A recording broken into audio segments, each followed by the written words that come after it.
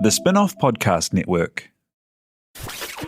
Love news but find keeping up a bit overwhelming? Well, Newsable is the answer. It's your daily fix of everything worth talking about. I'm your host, Imogen Wells, and in about 15 minutes, I'll bring you what you need to know from Aotearoa and around the world and explain why it matters. Newsable tackles the big stuff without taking itself too seriously. Listen and follow wherever you get your podcasts.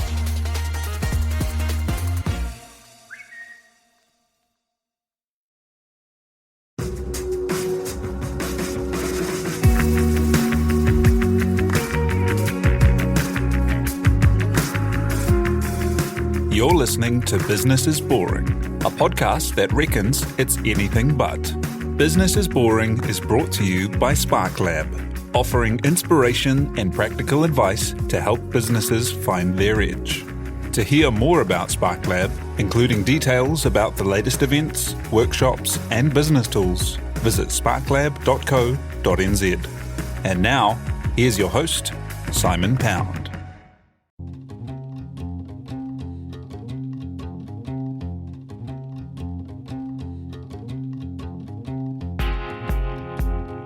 You're listening to Business is Boring, a podcast that reckons it's anything but.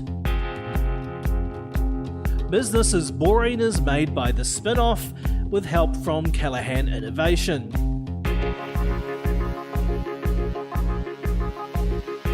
Here's your host, Simon Pound. 20 years ago, a bunch of young comedians and their manager, who'd spent years making comedy nights happen across Auckland, thought it was time for a dedicated venue. On Queen Street, near the town hall, they found a spot that was a lot perfect and a bit yuck. The Classic was infamous as an adult cinema. Over 20 years of building the business and the state of comedy in New Zealand, one founder, Scott Blanks, went from organising comedy nights through to being the owner, mentor, fosterer and friend to comedians young and old, new and established. He turned his background in first accounting and then cinema marketing into a role often called the Godfather of Stand-up, creating careers and also recognition for the craft. And not just with the live shows, but through telly too. Before there was a 7 Days, there was Pulp Comedy. Scott was part of that. And before that, Funny Business. Yep, Scott too. And how it's all grown. His club puts on 350 plus gigs a year for tens of thousands through the door, with space on stage for those just starting out, right through to some of the biggest names in world comedy. To chat the first 20 years, the explosion in comedy he helped spark, and what's next, Scott Blanks of the Classic Comedy Club joins us now. G'day, thanks for coming along. Simon, how are you? Very good, good to see you. What got you, let's go right back to the start of the career there in comedy. What attracted you to comedy from a background of accounting and cinema marketing? Well, probably my interest in comedy precedes the actual accounting and stuff, because it goes back to when I was a young sort of 10, 11-year-old and buying my first records. My elder brother was buying Led Zeppelin, early Bowie. I was buying Fred Dagg's greatest hits and cool. Monty Python live at Drury Lane. And I had ended up having, I think, 5 or 6 Monty Python albums. I listened to the Goon Show on the radio. So my tastes were not quite the normal tastes of a young teenager. I did love the music as well, but I had room for the comedy. So that carried on from that. Of course, no one ever spots a career in comedy. Back then, you're looking at lawyer, teacher, accountant, doctor. So I followed a traditional line. I'm studying for accountancy. I did all that until I discovered amateur theatre after I left school. And I started getting into amateur theatre and musicals, and I could realise straight away that my heart was in that place, not in the world of high finance and accountancy. So I, after having worked for 3 years, I gave away the accountancy, went back full-time, fooled myself that I was going to complete my accounting degree by going back full-time, and immediately created space to play, which I did. I started my own little promo business, Scott Free Promotions, and hired myself out and my theatre friends creating publicity stunts And one of my clients was a cinema company, Kerajodian. They hired me to create stunts to promote films and then to stage movie premieres and things like that. Well, the guy that hired me quit, and they hired me in his place. And I spent 10 years with Kerajodian. But that was only, again, a cover. So always very entrepreneurial to be pulling together people with who are willing to go and do the fun stunts for you as you pull the strings. Entrepreneurial, just wanting to. The entertainment industry was something that appealed to me enormously, and of course the movie industry was much more of an institution than the comedy industry at that stage. So it was good, and then I started moonlighting. Because I met a bunch of comedians in a place called Retro Nightclub in the city here, and people going way back will remember Retro. It held a comedy night on a Wednesday, when they're looking for some way of filling the club on an off night. And they had a series of comedy nights. Willie DeWitt won that competition and went off to do a stint at the Comedy Store. But following the competition, I knitted together 5 of the people that competed: Dean Butler, Willie DeWitt, Peter Murphy, Ian Harcourt, Chris Hegan. We stitched that together, we called it Funny Business, and we started doing live comedy at the Windsor Castle in Parnell every second Wednesday. That went on for a number of years. We toured, we did orientations. We were the only contemporary comedy group in the country. There were a lot of old school comedians who sort of looked at us and went, oh, who are these young bucks? Oh, they're a bit rude. Mm-hmm. And we were. I mean, Dean Butler was way out there with some of his material. And so we just started building from there. And was that more of a traditional, or what we'd look at now as traditional stand-up, as opposed to, I mean, you did have your, like Fred Dagg, who you mentioned, that album that you said you bought, that John Barnett put out, that was one of the biggest sellers in New Zealand ever. And, Billy G. James was a national treasure. Yeah. But they were kind of TV comedians, weren't they, rather than stand-up as we'd recognise it? Yeah, we weren't even stand-ups then. I started out thinking of more of Monty Python, so the group was much more sketch-based.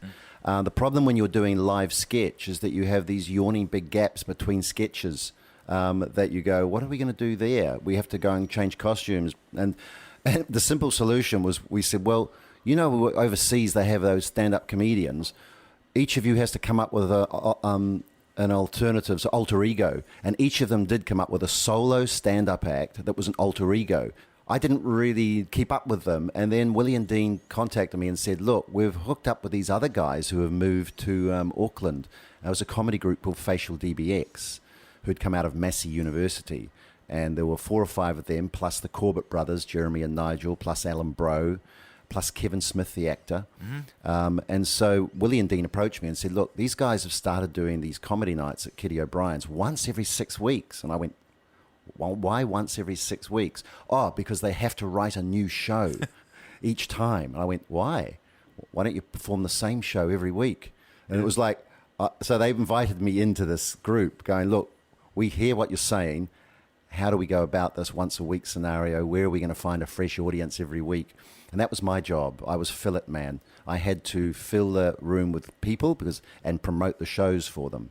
And that was the beginning of a group called Comedy Fest, which was a loose-knit group of 11 or 12 people who all were, the other 11 or 12 were wanting to be comedians, and I was the non-performing member. And incredibly talent rich. You mentioned quickly there the Corbett brothers and people like Kevin John Smith, Bridges, John Bridges as well. And Willie DeWitt, like huge talent, and with a lot of experience by that stage. So they'd all done shows, they'd all toured shows around. So we started out doing the stand-up thing, and we really were pushing the now you stand and deliver just one person at the microphone, none of the sketch business, no songs, no. So it was a different kettle of fish for a lot of them, but it built, and that was every Thursday at Kitty O'Brien's. It soon became every Wednesday, Thursday. We then tacked on the Masonic in Devonport every Saturday, and for 5 years we were doing 3 or 4 nights a week around Auckland at different venues. And actually carving it out as a thing, just person by person, gig by gig. At the same time, what was happening internationally? Because the thing that you ended up launching with the Classic Comedy Club is a great stand-up club in the tradition of the big American clubs. Yeah, when we started, the New Zealand Comedy Festival started at the same time, and it was looking for international guests. And we thought, well, we sort of know what we're doing. So it wasn't a difficult thing to travel to foreign markets, particularly the Edinburgh Fringe, where there's a great source of comedy. So a couple of us would go up to the Edinburgh Fringe and sort of make our presence felt, go and see shows. It soon became known that we were sort of scouting, which of course is a very valuable thing for an international comedian to have scouts in their show. So we were scouting, but we weren't scouting for the household names. We couldn't afford them. We started scouting for what we could spot as the next big thing. And for instance, a very good example of that, Simon Pegg, now international actor and a success. He came here with barely a 60-minute show to his name, and we put him on at Kitty O'Brien's, and he had the time of his life. And what kind of level of professionalism? Was it like, come and stay on our couch? Or was it, we're going to put you up in the Sheridan? We tried to... Well, hospitality was very important to us. We knew we weren't paying the big bucks, so we thought we can't pay them maybe what they earn in the UK, but we can show them a good time, as only a Kiwi could. So we often found them good accommodation, in which we tended to contra somehow. They were well taken care of. They were showing around. There was always a trip to Karikari or Bethel's. There was always a trip to, say, Waitomo Caves, sometimes a bit of a fishing competition on the harbour. Sort of off-stage stuff, which is the stuff they remembered the most, because often when they went to other festivals, they'd just be abandoned. They'd be picked up at the airport, shoved in accommodation, told where to turn up at 8 o'clock each night, and then it was up to them what happened next. Whereas we were quite hands-on, and they were quite surprised at the level of media interest in their very fledgling careers. They would come here and go, oh, what, all these media want to talk to us? And we go, yeah. That kind of care element is something that comes through again and again in talking to and reading about, the involvement that you've had in people's careers. Because you often hear about the loneliness of stand-up comedy and the touring, especially in big markets like the States or Europe, where people are doing many venues over many nights in many different places, and it's hotel rooms and quite detached. Well, I think when you're in business like that, and a little bit of hospitality goes a long way. You learn very quickly, for instance, like our parties that we used to hold on the Saturday night after the shows had finished became legendary, and people would talk about them around the world. And go, you've got to go to the classic. Oh, forget about the audiences, forget about the shows. Go for the parties. And you go, what an easy way of selling a trip to New Zealand when we're not having to worry about what they're getting paid as much as what they're doing while they're here, how much fun they're having. And you forget how important that is sometimes in business. As soon as it is all business, it's not much fun. And we've always insisted that we have fun. Tell me how you started. So how was it that you guys went from building the local scene into setting up the classic? Well, the guys involved were, after about 5 years, some of them were starting to get distracted by real careers. Like they had gone to university, they'd got degrees. They realised that gigging for $100 a night was not going to pay the mortgage or feed their families. Especially if they stayed out drinking for 5 hours afterwards. And some of them had families. Some of them had got married, and we're going, well, we've got to raise the game. And as we'd travelled, we'd of course gone to Edinburgh, we'd gone to comedy clubs around the world. We'd seen how these places operate, and we'd seen the sort of business that was involved and gone, I think we need to raise the bar. We all agreed we had to raise the bar. And the best thing to do was to open our own venue. We also noticed that when we were filling venues, that half the revenue on the night was going over the bar. We were only taking the door.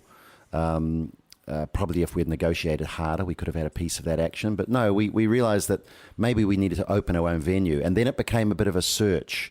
Everyone was sort of wandering around the city, walking in and out of buildings, trying to imagine where we could build a comedy club. And I went back to my cinema days and I said, well, I know a place up Queen Street that's is an adult cinema, but is an amazing space. And not just that, there's 4 levels. There's lots of other amazing spaces in the building.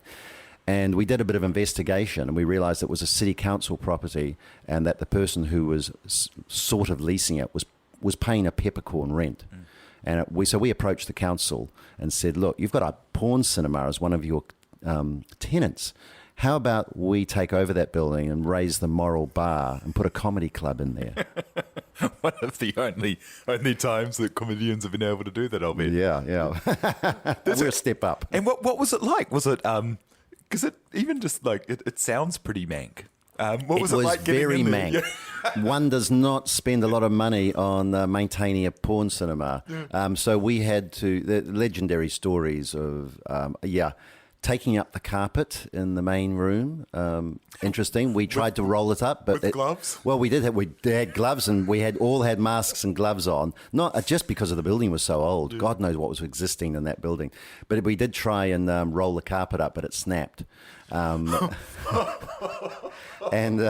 we did have to scrape down some surfaces, and then there was quite a bit of renovation went on. Yeah. And so you had a bit of I suppose some cultural tailwinds coming to help you kind of get started.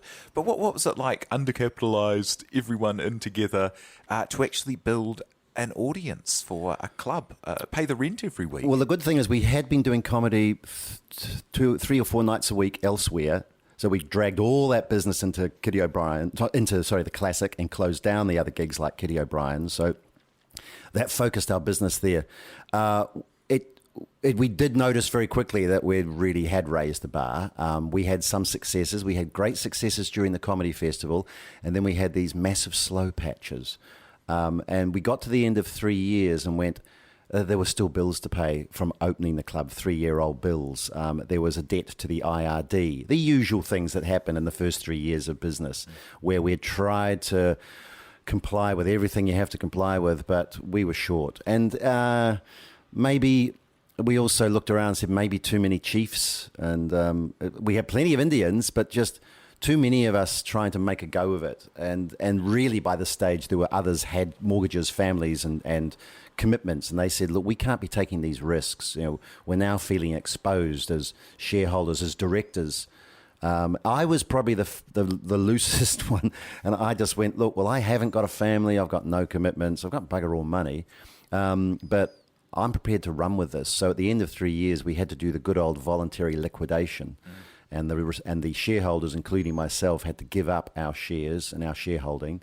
And we restructured with the consent of various people and a lot of support from banks and the City Council, who helped us through that period. And so we restructured, and that was after 3 years. So we're now 17 years later, and it's now going strong. Yeah. Did you ever think you were going to lose it when the bills were there? We thought we were going to lose it then and there. I mean, it was Christmas time, and I remember being at home on my own late at night. U2 on the stereo, very loud. I think I had a bottle of whiskey, and it's about the only time I've ever really done that. And I was ranting and raving around the house, sort of banging my head against the wall, thinking, "What can we do? What can we do?" We've got to fight back here. There's got to be something we can do. Yeah. Did people tell you were crazy to be starting to be leaving?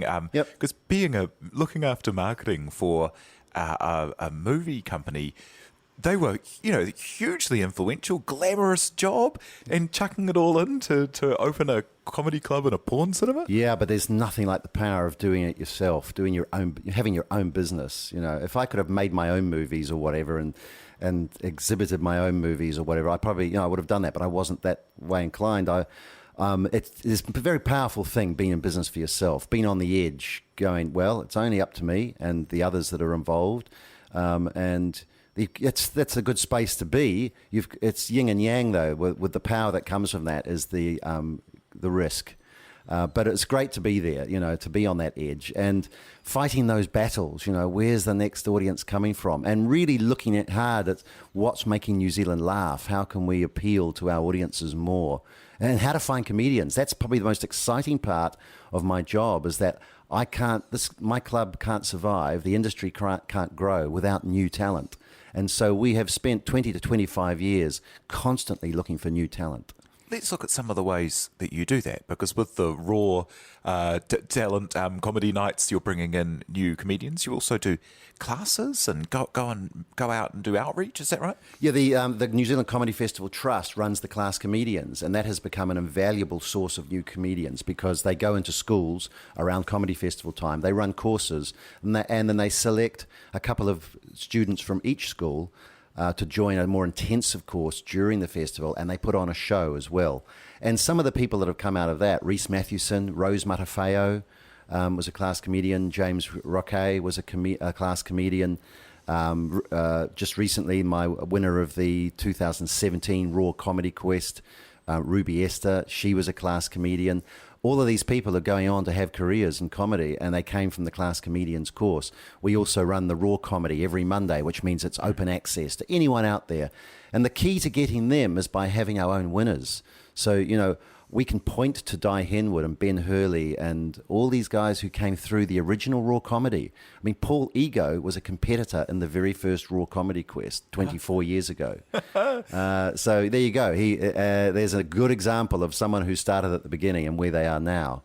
Looking at how comedy is now, what do you think were the big things that changed? Because it wasn't that long ago, maybe 10 years ago, that there was a big question, you know, is New Zealand comedy fun, and you know, is it good? And there were a couple of sketch shows on TV, but not a great sport. And one of the favourite things in the media was saying that TVNZ missed Flight of the Conchords, and there was a real feeling that there was a bit of a lull about 10 years ago in local comedy, and now it's massive. Yeah, well, I think we've gone through those sort of little stages where we've got ahead, and then the audience has caught up, and then we've got ahead. 10 years ago, we were ahead.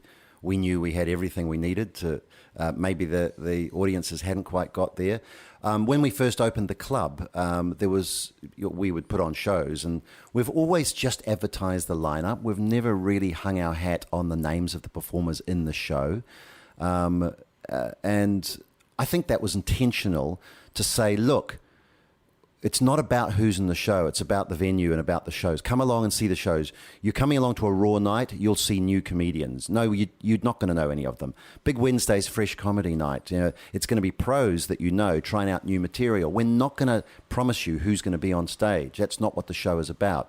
Thursday, Friday, Saturday, yeah, we have the pros on, but 4 or 5 in each show. And we're fairly, we like to deal with everyone fairly even-handedly. We do have headliners in the show, but often everyone is billed equally on the show. It's not just one person and a whole lot of anonymous people. And that's important that the audiences have got confidence in coming along, say, to the Comedy All-Stars on a Friday night.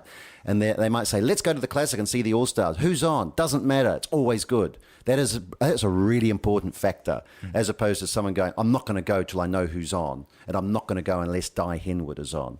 You know, and there's no doubt when we do put a Di Henwood or a Paul Ego on the lineup, the numbers suddenly swell, the advanced bookings shoot up. We often can be sold out in advance. But it's really important that the audience has got confidence in everyone they see, and that's what's changed. And that over the years, people now don't doubt they're coming to see comedians. When we first opened, they'd be ringing up going, oh, are they funny? Who are they? I mean, are they New Zealanders? Are there any overseas people on? Because the overseas people are funny, but the local people can't be funny. There's not any woman on, is there? There aren't any funny, because there aren't any funny women in New Zealand. So let's look at that, because it's only a few years, like very short amount of time since it was like a reasonable question in the media for people to say, are female comedians funny? Which is just nuts, you know? Well, Michelle A'Court was an absolute trailblazer. She was on board with us at Kitty O'Brien's days. She is the original female stand-up comedian in New Zealand. Along with people at that time, Jack Tweedy, who was way ahead of her time. Jack was, she could say things that could put an audience or shut them up very quickly. They were put in their place very quickly too if they heckled. Emma Lang, we had others around. Kate Ward-Smythe, who's a lovely lady who works now at Q Theatre, she also was doing stand-up. So there were some trailblazers. Yeah. They had to suffer a lot of brickbats because, the audiences would fold their arms when a female comedian came on stage. And a lot of the guys too. So you had this sort of, you're New Zealanders, are you funny?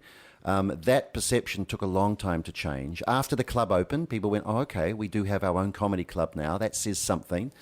But it took probably 10 years for us to stop getting but are they funny line always when people would ring up and say, who's on? And now we just have people coming with complete faith that they're going to see funny comedians. I mean, on Monday night, last Monday, we had Raw Comedy. absolutely packed out, not a seat available in the house, all paid for, not comped or stuff. We couldn't even get our freebies in, the standby comedians and friends of comedians. We couldn't get them, and it was packed out. That's a Monday night in Auckland for raw comedy open mic. What are the business lessons you've learned out of this? I mean, from starting, building the scene, going into liquidation, having to rebuild. What are the main business lessons you've pulled out? Well, I think one of the first things, actually very grassroots business thing, is the art of communication and connecting with your audience. And comedians, of course, have to do that very quickly, as does anyone when they've got an idea. You've got to pitch an idea to people who aren't on board with your idea. And an audience is not necessarily on board with a comedian in the first instance. So a comedian has to step out on stage and introduce themselves. You've got seconds to do that. And a good salesperson will also tell you that when you're dealing with a new customer, you have seconds to get it right or wrong. A person will make up maybe 90% of their decision about a person in the first maybe 10 seconds of meeting them. And I often say to the comedians, when you step out on stage, the moment you emerge in front of the audience, you haven't even opened your mouth. You are on show, and the audience is thinking and get their perception of you is growing straight away. So you've got to say the right things, you've got to do the right things. Comedians often don't think, and I think that applies in business too. I've always believed you need to start off as you mean to carry on.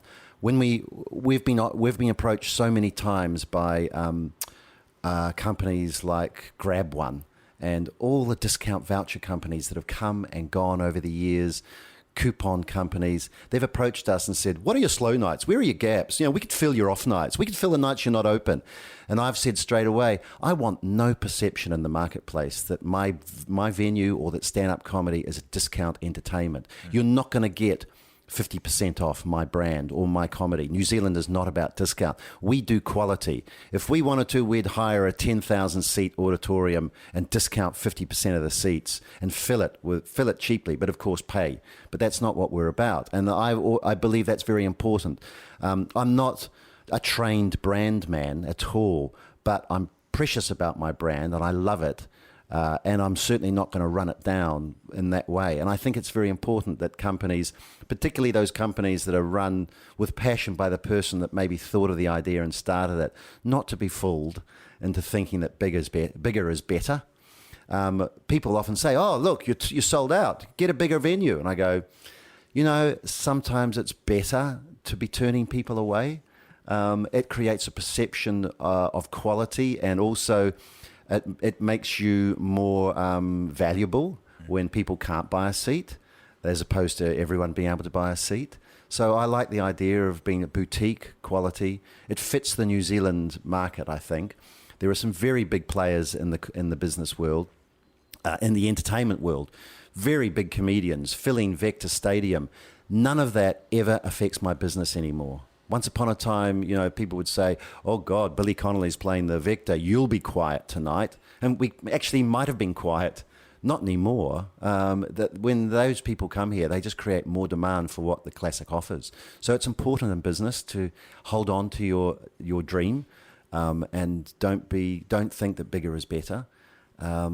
Remember that the first impressions really count. And when people are coming in and seeing your business for the first time, our staff are very much on board. We realise that our staff are the first people that the audience meets, not the comedians. So the staff have to be on board with our mission as well. What's the advice that you give to young people starting out? Because there's not just the comics that you've got to build the pipeline for, which you guys do a lot of, but also the enablers of comedy, the managers, the producers. What advice do you give someone? I don't know, maybe someone's listening here a couple of years into their accounting thinking there's a more exciting life out there for me. The first thing I do say to people starting is that everyone becomes a better comedian with stage time. But not everyone is destined to become a great comedian. So it comes down to having an idea of what you want to achieve and having the short-term goals. Can be very frustrating wanting to be on 7 days after 2 years of doing comedy, and us saying, you do realise that the people on 7 days, most of them have been going 10 years. I suppose the old Malcolm Gladwell 10,000 hours does come in here. It is like getting a university degree, and I do have to explain the time frame, particularly in the New Zealand market, to comedians, is that when you start as a rookie, you'll probably be a rookie for a year, sometimes 2. Then you'll move up. You could be next level for another year or 2. You're going to take maybe 8 years to become a really, reasonably competent pro comedian. And people go, 8 years? Oh my God, that's like I could become a doctor in 8 years. And they go, yeah, exactly. Isn't that weird that, a doctor, life and death situations, 8 years of training, stand-up comedian, 8 years of training. It's important that they're patient. It's important, I also say that you've got to have fun. Don't come in here with expectations that you're going to be paying the rent after 5 gigs. It's not going to happen. And so we've just marked 20 years. What's next? Well, what we're going to do is we're going to try and find a way of expanding our our club, but expanding the base of comedy around New Zealand. And a lot of people are involved in that. I suppose you look at the Classic now as a cornerstone of an industry, and it remains a cornerstone on which we'll build. The festival, Comedy Festival, is another cornerstone. So we are hoping to build a stable platform right around the country of acceptable gigs, good venues, so that touring becomes something that people can do more easily. And that's important because going on the road, you learn truckloads. And being able to put young comedians on the road, and that's where they'll learn everything they need to learn. They'll get more gigs, more stage time. It also means that the country gets more comedy. Quite frankly, it is very, very Auckland-based, with a good chunk of stuff happening in Wellington, but not quite the same as what we have here. And then it starts to lighten up. Christchurch and Dunedin have little scenes, and I don't think they should. I don't see any reason that more comedians can't be on the road around New Zealand all the time. That's so cool. Yeah. Hey, thank you so much, Scott Blanks of the Classic Comedy Club, for coming in to talk about the 20 years and what's next. Thank you, Simon. Thank you very much to Madeline Chapman for producing, and thank you very much for listening. If you are a fan of the Spin-Off podcasts, do check them out now on Spotify, where you can find them all. You've been listening to Business is Boring, presented by Simon Pound, and brought to you by the Spin-Off and Callaghan Innovation.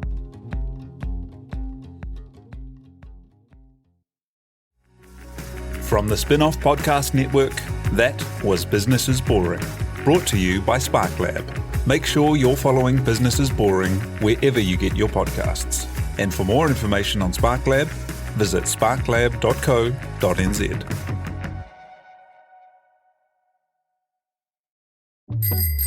Ready to rediscover the joys of cycling? With over 300 kilometres of cycle paths across Tāmaki Makaurau, jumping on your bike and going for a ride is such a fun way to discover the city from a different perspective.